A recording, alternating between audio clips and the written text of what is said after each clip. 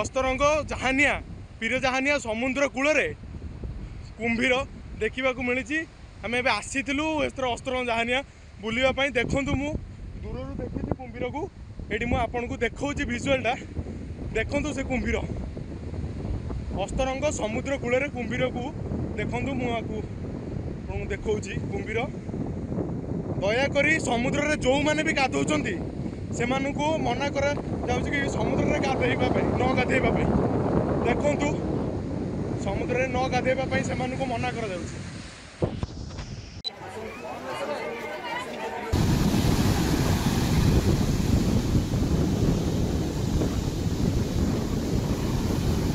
ଅସ୍ତରଙ୍ଗ ଜାହାନିଆ ପୀର ଜାହାନିଆ ସମୁଦ୍ର କୂଳରେ କୁମ୍ଭୀର ଦେଖିବାକୁ ମିଳିଛି।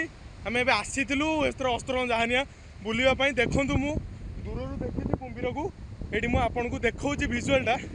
ଦେଖନ୍ତୁ ସେ କୁମ୍ଭୀର ଅସ୍ତରଙ୍ଗ ସମୁଦ୍ର କୂଳରେ କୁମ୍ଭୀରକୁ ଦେଖନ୍ତୁ। ମୁଁ ଆପଣଙ୍କୁ ଦେଖାଉଛି କୁମ୍ଭୀର।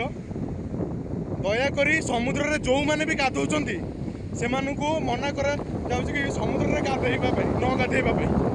ଦେଖନ୍ତୁ ସମୁଦ୍ରରେ ନ ଗାଧେଇବା ପାଇଁ ସେମାନଙ୍କୁ ମନା କରାଯାଉଛି।